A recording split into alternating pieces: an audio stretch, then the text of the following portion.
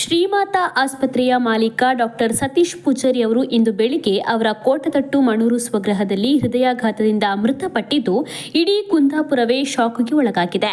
ಇವರೊಬ್ಬ fitness freak, ಸ್ಫೂರ್ತಿಯ Chilume.